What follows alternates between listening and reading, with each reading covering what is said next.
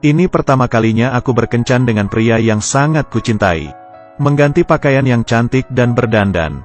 Tapi sepertinya aku berubah menjadi lemah. Darah dari hidung terus keluar mengalir. Merasa darah keluar semakin cepat. Ia menggunakan kain untuk menahannya. Sang ibu yang pertama kali melihat situasi ini. Tidak tahu harus bagaimana. Di saat darah mengalir banyak. Tidak bisa menahan tubuhnya lagi. Saat itu mendengar suara bel. Pacarnya yang datang untuk menjemputnya. Ia menyuruh ibunya untuk tidak membukakan pintu.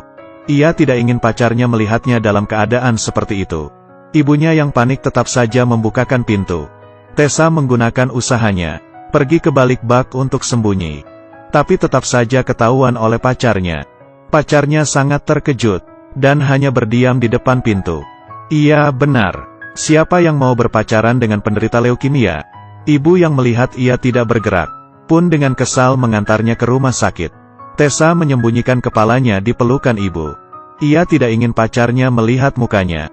4 tahun lalu aku dinyatakan menderita leukemia. Dokter berkata tidak bisa diobati. Sehingga aku menyerah untuk dirawat. Ayah dan ibu sudah pisah rumah. Aku, adik dan ayah tinggal bersama. Ayah berkata penyakitku mencurigakan. Aku kesal dia yang seperti itu. Setelah Tessa meninggal, kita bisa liburan kemana ya? Karl berkata seperti sangat tidak punya perasaan. Keluar, di mana aku berkata salah. Kemudian, ia membereskan foto-foto di kamarnya. Dan membakarnya. Ku mohon, jangan seperti ini. Bila kamu tidak menginginkannya, berikan kepadaku. Aku sangat marah. Ayah berkata seperti aku sebentar lagi akan mati. Bisakah menganggapku seperti orang normal? Di saat membakar foto, aku bertemu dengan seorang pria. Ternyata ia juga tinggal di sana dan lumayan tampan. Di saat aku memikirkannya tampan. Tiba-tiba pandangan gelap. Badan sudah terjatuh di tanah. Di saat aku siuman, di depanku adalah pria tampan itu. Dia sedikit panik, mengira aku darah renda. Dengan perhatian ia memberikanku air. Saat aku berdiri, ia masih mengira badanku lemah. Aku kesal dengan orang lain yang tidak memperlakukanku seperti orang normal. Pertemuan pertama dengannya berakhir seperti itu. Tapi mukanya yang tampan sudah tersimpan di dalam hatiku. Sebenarnya aku dari awal sudah membuat suatu keinginan. Contohnya seperti melepaskan keperawananku untuk pertama kalinya. Menggunakan narkoba, mencuri barang, pergi ke bar hingga mabuk. Membuat seluruh dunia tahu namaku dan lain-lain. Aku memiliki seorang sahabat. Dia bisa menemaniku untuk melakukan hal-hal bodoh. Bika membantuku mencari pacar dan bersama-sama mencuri barang. Lalu bersama-sama menggunakan narkoba. Hari ini aku bertemu lagi dengannya. Kira-kira karena aku mengonsumsi obat. Aku dengan bangga memberitahunya mengenai narkoba. Dan dia tidak kaget. Bahkan dengan ramah memperkenalkan ibunya kepadaku. Ia meletakkan barangnya. Takut aku kenapa-kenapa, ia pun mengajakku untuk jalan. Aku yang senang pun mengiyakan. Aku dan sahabat menaiki mobilnya. Di perjalanan aku melihat satu pasangan yang sangat romantis. Orang tua yang sendirian duduk di kursi panjang.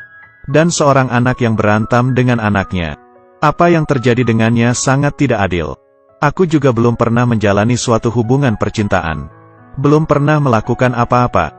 Dan kematian sudah menghampirinya. Aku tidak berhentinya menenangkan diri. Semuanya akan membaik. Aku berhenti di sebuah hutan. Lalu memanjati pohon. Memikirkan di saat itu menjadi orang yang normal. Dia pun juga mengikuti panjat. Aku menceritakan penyakitku kepadanya. Lalu mengatakan, bila bisa membuatku sakit kepala dalam waktu lama, maka aku sudah pulih. Aku ingin selamanya di sini. Bila kamu bersedia bersamaku di sini. Bila kamu setuju aku sangat senang. Aku menderita penyakit. Tapi pria bernama Adam ini kelihatannya tidak peduli. Dia membawaku naik bus. Bahkan bisa menceritakan lelucon sehingga membuatku tertawa. Kami datang ke sebuah tebing. Dan duduk di atas kursi panjang menceritakan berbagai hal. Ternyata ayahnya sudah lama meninggal. Lalu karena hal itu ia keluar dari sekolah. Aku menyemangatinya untuk masuk sekolah lagi. Dia tiba-tiba menanyai aku takut mati gak? Aku tentu saja takut. Banyak orang mengira setelah terkena penyakit parah akan langsung pasrah. Ini bukan perjalanan pulang. Tapi di atas bus banyak orang. Tanpa terasa ia pun memeluknya. Dia juga memelukku. Aku perlahan-lahan meletakkan kepala di bahunya. Dan di saat itu, hatiku terasa sangat nyaman. Di malam hari, ia mengajakku ke sebuah pesta. Lalu mengantarku pulang. Sebelum berpisah, kami berdua merasakan tidak ingin pulang. Aku melihat tulisan yang kutulis di dinding. Hal-hal yang harus dilakukan sebelum mati. Akhirnya tercapai. Yang lebih senang adalah aku bertemu dengannya. Hari ini, karena ketahuan mencuri bersama sahabatku kami ditangkap. Melihat sahabat yang mencuri, aku baru mengetahui bahwa dia hamil. Saat dijemput pulang oleh ayah, dia tiba-tiba berhenti di depan ayah. Aku pun tidak memedulikan ayah lalu keluar menaiki motornya. Dia membawaku ke sebuah pantai. Menyalakan api unggun dan berenang di pantai. Tapi karena hal ini aku pun diantar ke rumah sakit oleh ayah.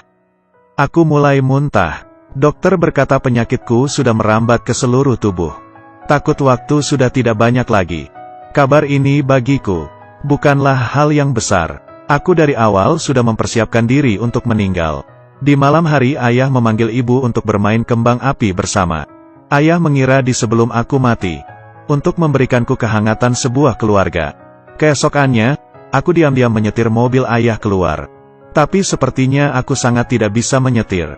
Aku menemui Adam. Yang membuatku tidak terpikirkan adalah, aku ingin kita kencan untuk yang sebenarnya.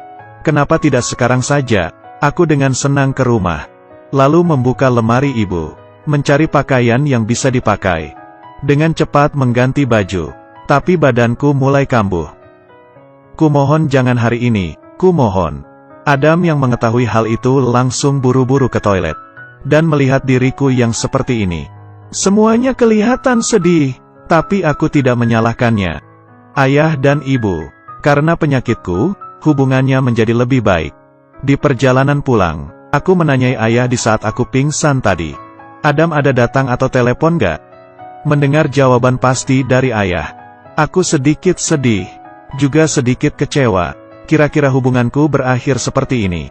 Di saat aku mengira hubunganku sudah redup. Di perjalanan pulang, aku melihat namaku yang tertulis di dinding. Di semua tempat ditulis oleh Adam. Dia tahu keinginanku yang ini, yaitu membuat seluruh dunia mengetahui namaku. Lalu Adam datang ke rumah. Ayah kelihatannya bukan tidak menyukainya. Aku tahu ayah bukan hanya takut Adam tidak kuat untuk menerima setelah kematianku. Tapi Adam tidak memedulikannya. Dia tiap hari akan datang ke rumah untuk merawatku. Hingga ayah akhirnya menerimanya. Hari ini sahabat datang menemuiku. Dia memutuskan untuk melahirkan bayinya, dan aku sangat senang. Aku tidak ingin melihat nyawa menghilang di depan mataku. Hal yang ingin ku lakukan sekarang adalah melihat anak sahabatku sebelum mati. Tapi sepertinya tidak mungkin. Adam tiap hari menemaniku. Tiap malam akan diam-diam masuk ke kamar melalui jendela. Lalu tidur di sebelahku. Sebelum aku pergi, ada seorang yang kucintai di sampingku. Adalah hal yang paling bahagia. Beberapa bulan kemudian aku melakukan pengecekan. Aku menanyai dokter, bisa tidak berikan aku waktu sebulan lagi? Karena 1 bulan lagi, sahabatku akan melahirkan. Dokter diam sebentar lalu menjawab, tidak. Semua ini tetap saja datang. Sekarang aku hanya ingin menemui Adam. Melewati hal paling sulit ini bersamanya. Di saat aku sampai di rumahnya, aku baru mengetahui Adam hari ini mengikuti orientasi sekolah. Dan akan kembali ke sekolah di bulan September. Aku kesal dan sedih. Aku kesal karena dia tidak memberitahukan hal ini kepadaku. Apakah dia memang memperlakukanku seperti itu? Dia bilang dia akan menemaniku hingga akhir. Aku kembali ke kamar lalu melempar semua barang karena marah. Ini semua apa? Setelah ayah melihat kejadian ini, ayah juga tidak bisa menahannya. Kamu memutuskan untuk tidak memberikannya kepadaku. Aku tidak ingin kamu mati.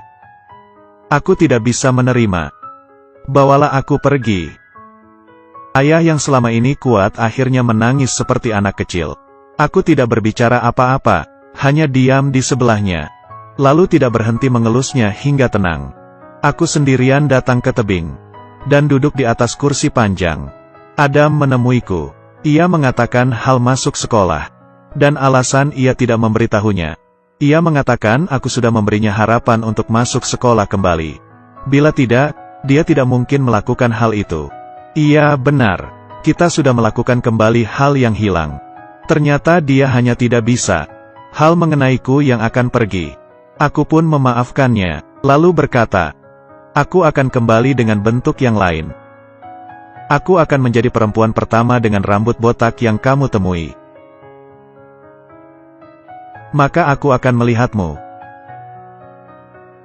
dengan sama. Bagiku meninggal di bahu Adam bukan lagi hal yang menakutkan. Dia memelukku dengan erat dan membawaku pulang. Dokter takut aku akan merasakan kesakitan yang luar biasa di akhir. Ia pun memberikanku obat.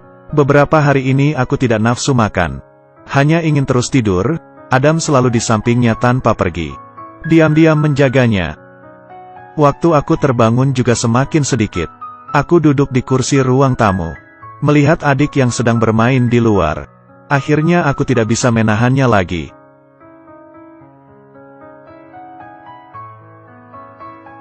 Semua pasti akan membaik. Aku kembali tertidur.